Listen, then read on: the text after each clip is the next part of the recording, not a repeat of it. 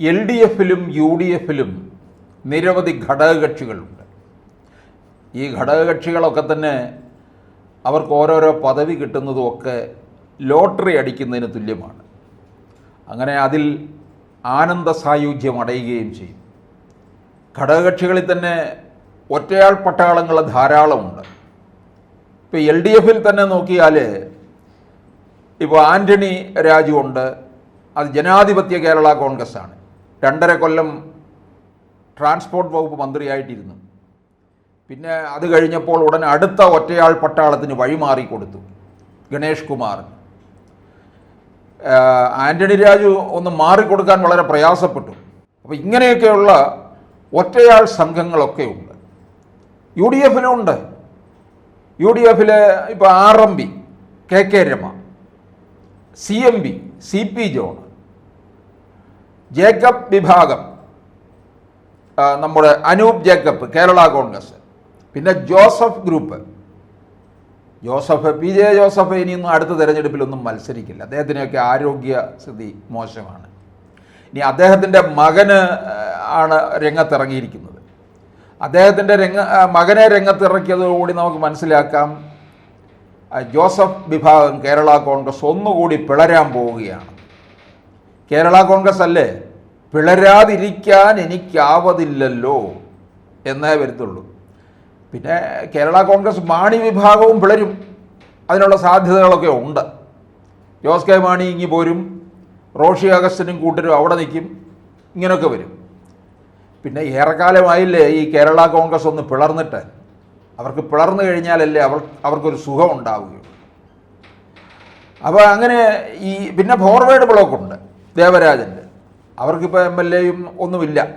CMPക്കും അതൊന്നുമില്ല. CMPയുടെ പിന്നെ CP John അടുത്ത തവണ തിരുവനന്തപുരം മണ്ഡലത്തിൽ മത്സരിക്കുന്നു എന്നാണ് പൊതുവെ ഒരു പിന്നാമ്പുറ വർത്തമാനമുള്ളത്. അപ്പോൾ ഘടകകക്ഷികളിങ്ങനെ ഇപ്പോൾ NDA നോക്കിക്കഴിഞ്ഞാൽ പിന്നീട് ഇതേ ഉള്ളൂ, തുഷാർ വെള്ളാപ്പള്ളിയുടെ നേതൃത്വത്തിൽ.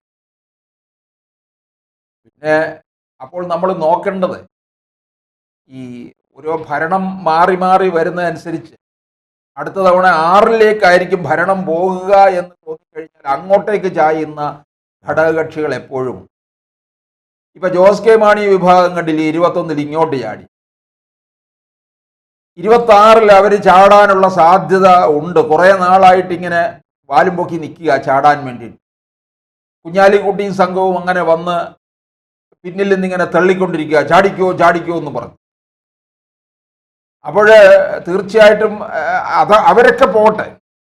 പക്ഷെ 2026 തെരഞ്ഞെടുപ്പിലേക്ക് പോകുമ്പോൾ CPM ഒരു കളിക്കും. CPMന് LDFിനെ സംബന്ധിച്ചിടത്തോളം അവിടെയുള്ളൊരു കുഴപ്പം, ഘടകകക്ഷികളൊക്കെ അവിടെ ചെന്ന് കഴിഞ്ഞാൽ അവർക്ക് അടിമപ്പെട്ട് കിടക്കണം. അതങ്ങനെയാണ്. UDFിൽ കാര്യങ്ങൾ നേരെ തിരിച്ചാ. UDFിൽ ഞാഞ്ഞൂൽ ആടയിൽ പോലും തല പൊക്കിയിരിക്കും. അവിടുത്തെ ഒരു പ്രധാന ഘടകകക്ഷിയല്ലേ മുസ്ലിം ലീഗ്. മുസ്ലിം ലീഗ് ആരാണ്? കോൺഗ്രസിൻ്റെ നെഞ്ചത്ത് കയറി നിരങ്ങുകയല്ല ചെയ്യുന്നത്, ചെവി കടിച്ചു പറിച്ചിരിക്കുന്നു. ഇപ്പം ലീഗ് പറയുന്ന പോലെയാണ് കോൺഗ്രസ്സുകാർ കേൾക്കുന്നത്. പക്ഷെ LDFിലാണെന്നുണ്ടെങ്കിൽ ഈ കളിയൊന്നും നടക്കത്തില്ല. അവരുടെ അടുക്കൽ ഈ ബാർഗെയിനിങ് പറ്റത്തില്ല. അതുകൊണ്ടാണ് ഈ മുസ്ലിം ലീഗ് പലപ്പോഴും ഇങ്ങോട്ടേക്ക് വരാൻ മടിക്കുന്നത്. കാരണം ഇത്തരത്തിലുള്ള വാചക കസർത്തുകളോ ആവശ്യങ്ങളുടെ എണ്ണം കൂടിക്കൊണ്ടിരിക്കും ലീഗിന്. ഇപ്പം UDF അധികാരത്തിൽ വന്ന് നോക്കൂ, 2026 ലീഗ് അതിനകത്തുണ്ടാകുമല്ലോ. ലീഗിൻ്റെ ആവശ്യങ്ങളും ലീഗ് നേടിക്കൊണ്ടുപോകുന്നതുമായ കാര്യങ്ങൾ കണ്ടാൽ നമ്മൾ അന്തം വിടും. അവർക്ക് 5-6 മന്ത്രിമാർ വേണം. അതിനൊക്കെ മുമ്പ് വേറെ പ്രശ്നമുണ്ട്. സീറ്റ് വിഭജനത്തിൽ തന്നെ സീറ്റ് കൂടുതൽ ആവശ്യപ്പെടും. അവരുടെ മണ്ഡലത്തിലൊക്കെ എല്ലാം ജയിച്ചു കയറി കഴിഞ്ഞപ്പോൾ അവരൊറ്റക്കെട്ടാണ്. അങ്ങനെ എല്ലാം ജയിച്ചു കയറി വരുമ്പോൾ പിന്നെ അവരെ ആവശ്യപ്പെടുന്ന മന്ത്രിസ്ഥാനം കൊടുക്കേണ്ടി വരും.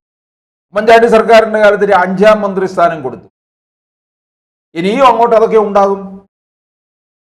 അപ്പോൾ അവരെ സംബന്ധിച്ചിടത്തോളം ലീഗിന് LDFിനകത്ത് അങ്ങനെ അധികം അങ്ങ് ബാർഗെയിൻ ചെയ്ത് നിൽക്കാൻ പറ്റത്തില്ല.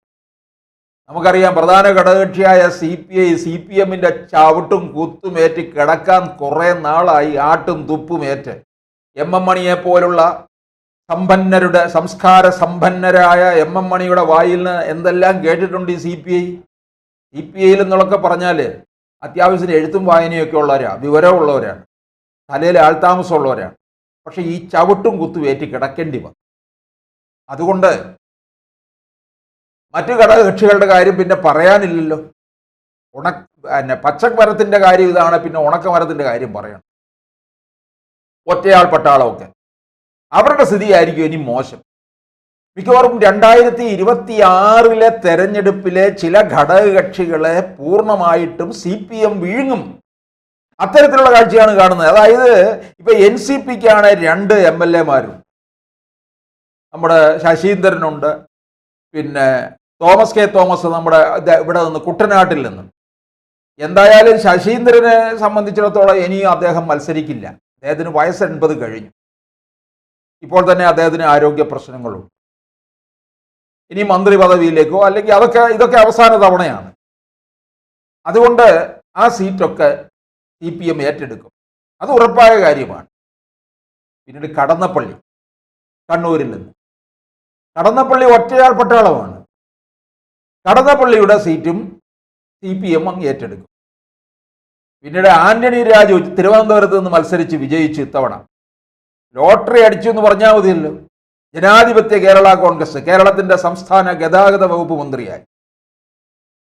2.5 വർഷം കഴിഞ്ഞപ്പം എഴുന്നേറ്റ് പോകാൻ വലിയ മടിയായിരുന്നു. ലത്തീൻ സമുദായത്തിൽപ്പെട്ട ആളാണ്. വിഴിഞ്ഞ സമരം വന്നപ്പം വേണ്ട തരത്തിൽ കൂടെ നിന്നിട്ടില്ലാത്തത് കൊണ്ട് ലത്തീൻ സമുദായത്തിന്റെ വലിയ എതിർപ്പ് അദ്ദേഹം നേരിടുകയാണ്. അതുകൊണ്ട് അടുത്ത തവണ നിന്നാൽ 8 നിലയിൽ പൊട്ടുമെന്നുള്ളത് ഉറപ്പാണ്. പിന്നെ CMB-യിലെ CP ജോൺ നോട്ടം ഇട്ട് വെച്ചിരിക്കുന്ന മണ്ഡലവും കൂടിയാണ്. അപ്പൊ വ്യാപകമായ എതിർപ്പ് ആന്റണി രാജുവിന് തുടരുന്നത് കൊണ്ട് അദ്ദേഹത്തിനോട് മത്സരിക്കേണ്ടെന്ന് പറയും. CPM ആ സീറ്റ് എടുക്കും. പിന്നെ INL-ന്റെ അഹമ്മദ് ദേവർഗോവില് ഒറ്റയാൾ പട്ടാളം, ആ സീറ്റും CPM ഏറ്റെടുക്കും. അതുപോലെ പിന്നെ MP വീരേന്ദ്രകുമാർ വിഭാഗത്തിനുള്ളതും CPM ഏറ്റെടുക്കും. CPM കുറഞ്ഞ പക്ഷം ചെറുഘടക കക്ഷികളെ ഒക്കെ തന്നെ വിഴുങ്ങും എന്നുള്ളത് ഉറപ്പാണ്.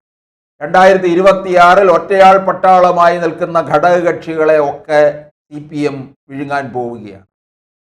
അപ്പം LDF 2026 LDF ആരുടെയൊക്കെ ഘടകകക്ഷികളെ ആരെയൊക്കെ ഇല്ലാതാക്കും എന്നുള്ളതാണ് നമുക്ക് കാണേണ്ട കാര്യം.